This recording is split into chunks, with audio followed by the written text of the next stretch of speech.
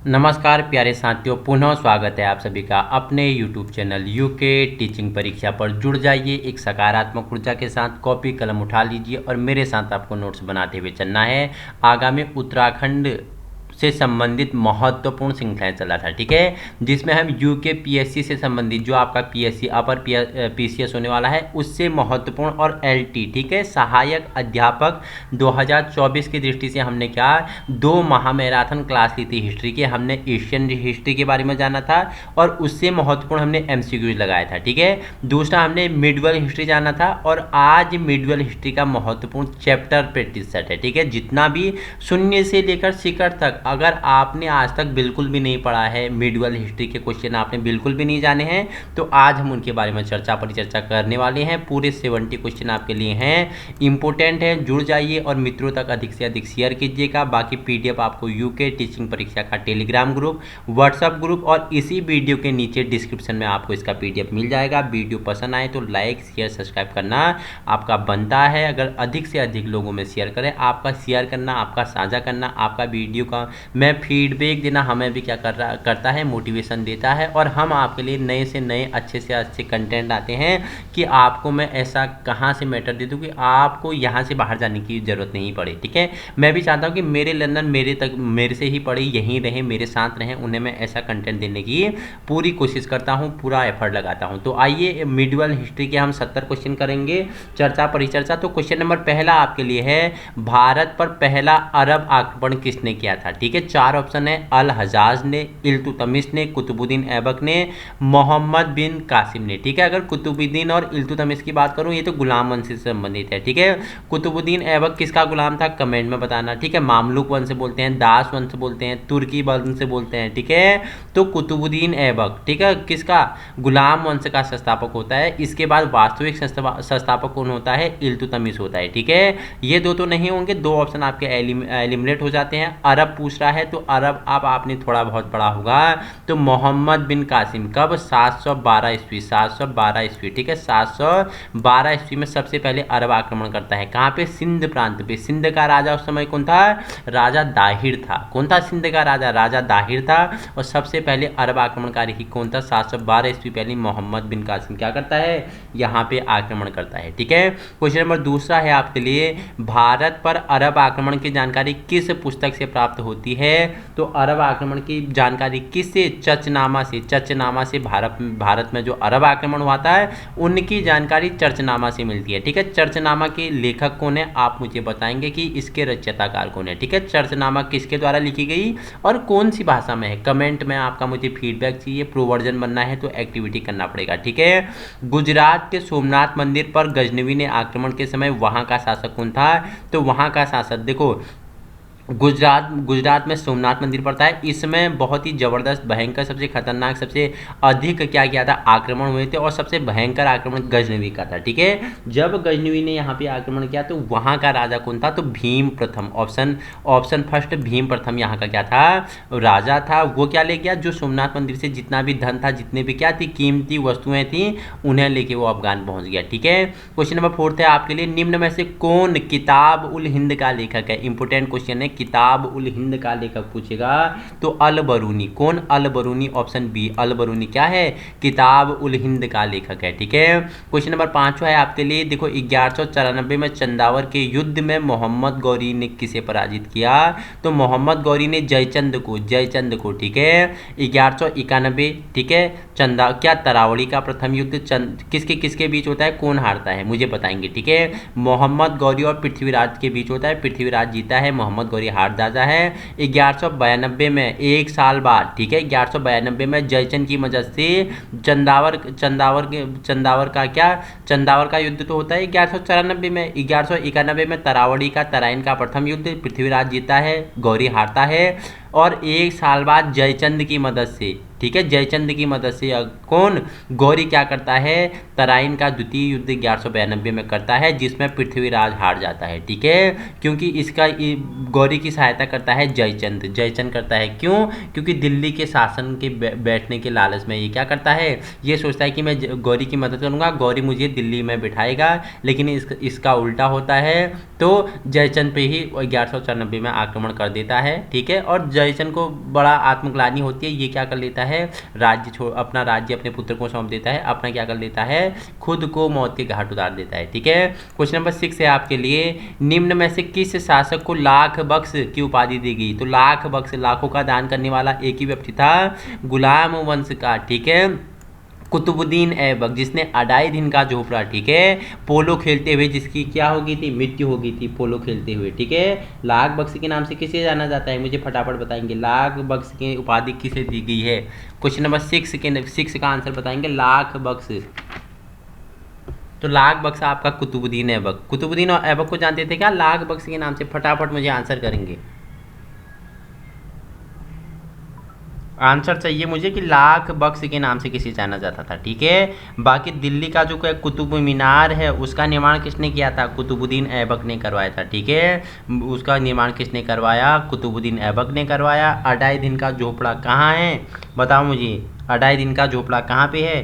अजमेर राजस्थान में है क्या? बताना मुझे, फटाफट बताओ मुझे।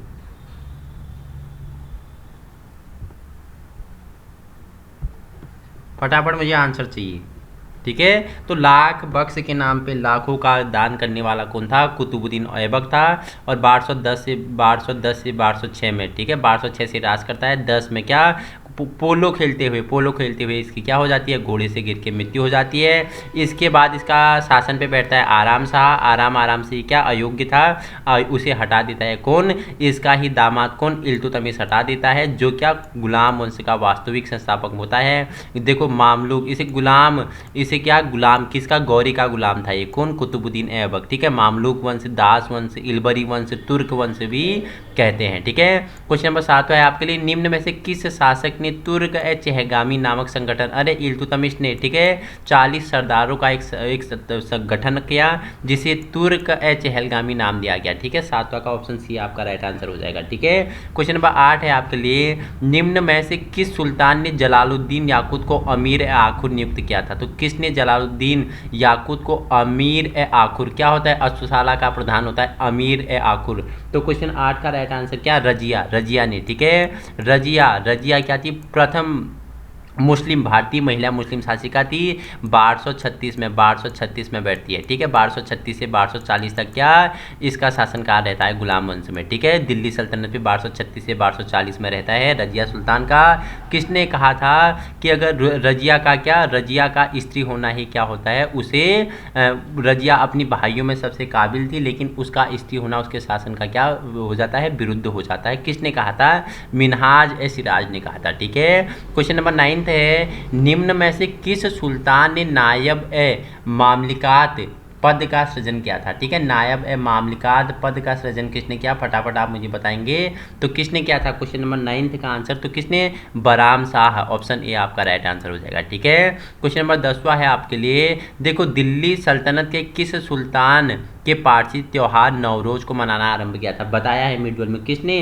तो बलबन। किसने? बलबन लौह और रक्त की नीति कौन अपनाता है? बलबन अपनाता है। ठीक है, और बलबन के बारे में आप क्या जानते हो, बताओ मुझे फटाफट। बलबन के बारे में क्या जानते हो? एक्टिविटी करोगे मेरे साथ। ठीक है, एक्टिविटी करोगे, अगर आपको बनना है प्रो वर्जन तो एक्टिविटी करना पड़ेगा। ठीक है, देखो बलबन के बारे में जो जानते हो फीडबैक में आपका चाहिए मुझे कि बलबन के बारे में और आप मुझे क्या क्या बता सकते हो। ठीक है, क्वेश्चन नंबर 11 है आपके लिए, सल्तनत कालीन किस सुल्तान ने किलोखरी को अपनी राजधानी बनाया था? तो 11 किसने किलोखरी को अपनी राजधानी बनाया? तो जलालुद्दीन खिलजी ने किलोखरी को अपनी राजधानी बनाया था। ठीक है, क्वेश्चन नंबर 12 है आपके लिए, अलाउद्दीन खिलजी ने सैन्य सुधार के अंतर्गत कौन सा महत्वपूर्ण कदम उठाया था? तो 12 का आंसर देंगे तो इसने क्या किया था? इसने देखो दाग एवं हुलिया प्रणाली की शुरुआत की थी। ठीक है, घोड़े को दागने और सैनिकों की क्या की थी? हुलिया बनाने की प्रथा कौन करता है? अलाउद्दीन खिलजी करता है सैन्य सुधार के लिए। ठीक है, जिसने सैनिक व्यवस्था को काफी हद तक सुधार लाया है। ठीक है, क्वेश्चन नंबर, और देखो बाजार नियंत्रण की नीति कौन लाता है? आप मुझे बताएंगे। ठीक है, कमेंट में चाहिए बाजार नियंत्रण की नीति कौन लाता है। ठीक है, क्वेश्चन नंबर 13 है आपके लिए, अलाउद्दीन खिलजी के शासनकाल में किस विदेशी आक्रांताओं का आक्रमण सर्वाधिक हुआ था? तो 13 का आंसर का राइट क्या हो जाएगा? मंगोलों का आक्रमण हुआ था। ऑप्शन ए आपका आपका राइट आंसर हो जाएगा। ठीक है, क्वेश्चन नंबर 14 है, प्रशासन के अंतर्गत बाजार नियंत्रण प्रणाली के प्रारंभ का श्रेय किसे जाता है? तो बाजार नियंत्रण मैंने पूछा था, अभी आपसे पूछा, तो 14 क्वेश्चन आपके लिए संलग्न भी किया गया है। तो अलाउद्दीन खिलजी ने बाजार नियंत्रण की क्या नीति अपनाई थी, प्रणाली अपनाई थी, जिससे बाजारी व्यापारिक व्यवस्था में बहुत अधिक सुधार हुए। क्वेश्चन 14 का ऑप्शन सी आपका राइट आंसर हो जाएगा। ठीक है, क्वेश्चन नंबर 15 है, निम्न में से किस सुल्तान ने डाक व्यवस्था शुरू की थी? तो डाक व्यवस्था इंपॉर्टेंट है। 15 किसने डाक व्यवस्था शुरू की थी? तो मोहम्मद बिन तुगलक। किसने? मोहम्मद बिन तुगलक। आपका राइट आंसर क्या हो जाएगा? डाक व्यवस्था पूछेगा तो किसने? तो मोहम्मद बिन तुगलक नहीं था, गयासुद्दीन तुगलक। ठीक है, ऑप्शन ए गयासुद्दीन तुगलक ने डाक व्यवस्था शुरू की थी। 15 का ऑप्शन ए आपका राइट आंसर हो जाएगा। ठीक है, क्वेश्चन नंबर 16 है आपके लिए, जूना खां के नाम से किस सुल्तान को जाना जाता है? 16 आप बताएंगे तो जूना खां के नाम से किसे जाना जाता था? तो मोहम्मद बिन तुगलक को जूना खां के नाम से। ऑप्शन सी आपका राइट आंसर हो जाएगा। ठीक है, तो निम्न में से किस सुल्तान ने दीवान ए बंदगान की स्थापना की? 17 इंपोर्टेंट है, दीवान ए बंदगान किसने? फिरोज शाह तुगलक ने दीवान ए बंदगान की स्थापना की। सैयद वंश की स्थापना किसने की? ठीक है, 18 तो खिज्र खान ने सैयद खान। ठीक है, दिल्ली में मैंने अगर मानूँ तो गुलाम वंश, गुल खिले तो सूंघ लेना। ठीक है, गुलाब खिले तो सूंघ लेना, गुलाम वंश, खिलजी वंश। ठीक है, गुलाब खिले तो तुगलक वंश, सूंघ से सैयद वंश, लौ से लोधी वंश। ठीक है, तो सैयद वंश की स्थापना करते हैं खिज्र खान। ठीक है, क्वेश्चन नंबर 19 है आपके लिए, निम्न में से कौन सा शासक गुलरुखी के उपनाम से? अरे ये कविता लिख रहा था और नीचे से क्या लिख देता? अपना नाम नहीं लिखता था, गुलरुखी लिख देता था। तो कौन था? सिकंदर लोधी क्या गुलरुखी उपनाम से कविता लिखता था? ऑप्शन सी इंपोर्टेंट है, ऑप्शन सी आपका राइट आंसर हो जाएगा। ठीक है, क्वेश्चन 20 है, बाबर ने इब्राहिम लोधी को किस युद्ध में पराजित किया था? तो बाबर ने इब्राहिम लोधी को किस युद्ध में? तो फटाफट बताएंगे तो पानीपत का प्रथम युद्ध। ठीक है, पानीपत का प्रथम युद्ध कब हुआ था? 1526 में। कब? 1526 में। ठीक है, 1527 में कौन सा युद्ध हुआ था? 28 में कौन सा युद्ध हुआ था? 29 में कौन सा युद्ध हुआ था? 30 में तो मर ही जाता है। ठीक है, इसकी मृत्यु हो जाती है। तो 1528, 27 और बताओ मुझे 29 के युद्ध आप मुझे बताएंगे। ठीक है, पानीपत का युद्ध, खानवा का युद्ध, चंदेरी का युद्ध, घाघरा का युद्ध। ठीक है, मुझे करोगे। पानीपत का युद्ध 1526। ठीक है, खानवा का युद्ध कब हुआ था बताओ। ठीक है, चंदेरी का युद्ध कब हुआ था बताओ, और आपका कौन सा बताओ मुझे। चंदेरी, खानवा और पानी पिया, घर गया, मर गया, चल दिया। ठीक है, बताएंगे मुझे। ठीक है, क्वेश्चन नंबर 21 है आपके लिए, निम्न में से किस सुल्तान ने इक्तिदारी को वंशानुगत बना दिया? 21 का किसने इक्तिदारी को वंशानुगत बनाया? तो फिरोज शाह तुगलक। ऑप्शन सी आपका राइट आंसर हो जाएगा। ठीक है, क्वेश्चन नेक्स्ट है, दीवान ए विजारत नामक संस्था कार्य किससे संबंधित थी? 22 का अगर आंसर पूछेगा तो आप इजिली बता रहे हैं कि वित्त विभाग से। ठीक है, ऑप्शन बी दीवान ए विजारत वित्त विभाग से संबंधित थी। दीवान ए इंसान नामक संस्था में कार्य किससे संबंधित था? तो 23 किससे संबंधित था? 23 तो ये पत्राचार विभाग। ठीक है, पत्राचार विभाग से क्या दीवान ए इंसान संबंधित है। ठीक है, वरीद ए मुमलिक नामक संस्था किस कार्य से संबंधित था? 24 का आंसर पूछेगा तो जो वरीद ए मुमालिक था ये किससे था? ये गुप्तचर विभाग था। ठीक है, भक्ति आंदोलन का प्रथम प्रचारक कौन था? मैंने बताया था 25 आपका। भक्ति आंदोलन का कौन? शंकराचार्य। क्या मानते हैं? द्वैतवाद थे, अद्वैतवाद थे, विशिष्टाद्वैतवाद थे। मुझे बताया था किस दर्शन को मानते हैं? शंकराचार्य, जिन्होंने भक्ति आंदोलन का प्रथम प्रचारक के रूप में इनका नाम आता है। ठीक है, क्वेश्चन आपके लिए 26 है, विशिष्टता द्वैतवाद नामक दर्शन का प्रतिपादन किसने किया? 26 अब आपसे पूछ लिया है तो किसने किया? तो किसने? रामानुजाचार्य ने किया था विशिष्टता द्वैतवाद का। ठीक है, 27 है, द्वैतवाद नामक दर्शन का प्रतिपादन किसने किया? 27 का आंसर बताएंगे तो किसने किया था? तो किसने? माधवाचार्य। ठीक है, माधवाचार्य। ऑप्शन सी आपका राइट आंसर हो जाएगा। बीजक नामक पुस्तक की रचना किसने की थी? तो कबीर। Option B. बीजक किसकी है? 28 कबीर की है। ठीक है, देखो 29 गुरु नानक निम्न में से किस सुल्तान के समकालीन थे? तो गुरु नानक किसके थे? इब्राहिम लोधी। ऑप्शन बी आपका राइट आंसर हो जाएगा। चिश्ती संप्रदाय का प्रवर्तक कौन था? तो 30 का पूछेगा तो आपने बताया कौन? मोइनुद्दीन चिश्ती। ऑप्शन सी चिश्ती संप्रदाय का प्रवर्तक मोइनुद्दीन चिश्ती। ठीक है, चंदेरी के युद्ध में बाबर ने किसे पराजित किया था? तो चंदेरी का युद्ध कब हुआ था? 26 में पानीपत का ठीक है। 27, 28, 29 चंदेरी घाघरा बताना मुझे। तो चंदेरी के युद्ध में ठीक है बाबर ने किसे पराजित किया था?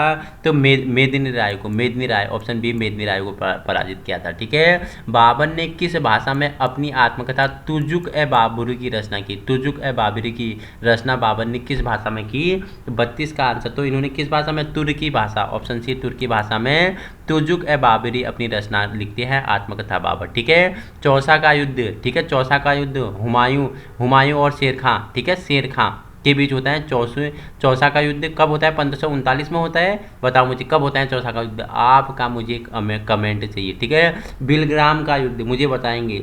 चौसा और बिलग्राम, हुमायूं और किसके बीच होता है? बताओ मुझे।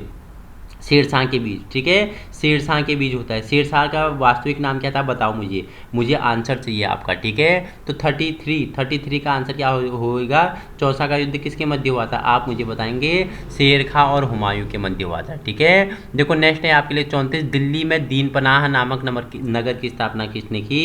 तो दीन पनाह नगर की स्थापना कौन करते हैं? बताओ मुझे। हुमायूं। कौन करते हैं? हुमायूं करते हैं, बताना मुझे, ठीक है। क्वेश्चन 35 है, हुमायूं के मकबरे का निर्माण किसने करवाया? तो 35 किसने? हाजी बेगम, ऑप्शन ए हाजी बेगम ने करवाया। क्वेश्चन नंबर 36 है, शेरशाह का मकबरा कहाँ है? सासाराम, ऑप्शन सी शेरशाह का मकबरा सासाराम में है, ठीक है। निम्न में से किस शासक ने सिकंदरी गज का प्रयोग किया था? तो सिकंदरी गज का प्रयोग कौन करते हैं? तो कौन करते हैं? बताओ मुझे, सिकंदरी गज का प्रयोग किसने किया? फटाफट मुझे आंसर देंगे। सिकंदरी गज, मुझे आंसर 37 का मुझे आंसर चाहिए कि सिकंदरी गज का प्रयोग किसने किया? 37 का ऑप्शन बी किसने किया? बताओ मुझे। ऑप्शन बी शेरशाह ने किया था या सिकंदर लोदी ने किया था? आप मुझे बताएंगे, ठीक है। आपका आंसर चाहिए मुझे इसमें, ठीक है। देखो निम्न में से किस शासक ने रुपया एवं दाम चलाया? रुपया और दाम किसने चलाया? 38। तो किसने? शेरशाह ने। किसने? शेरशाह। आपका राइट आंसर हो जाएगा। विजयनगर की स्थापना किसने की थी? दो भाइयों ने की थी, हरिहर और बुक्का, ठीक है। ऑप्शन ए हरिहर और बुक्का, ठीक है। अब्दुल रज्जाक किसके शासनकाल में भारत आया था? अब्दुल रज्जाक किसके शासनकाल में? देवराय द्वितीय के शासनकाल में अब्दुल रज्जाक कहाँ भारत आया था? इंपोर्टेंट है। सालू वंश की स्थापना किसने की?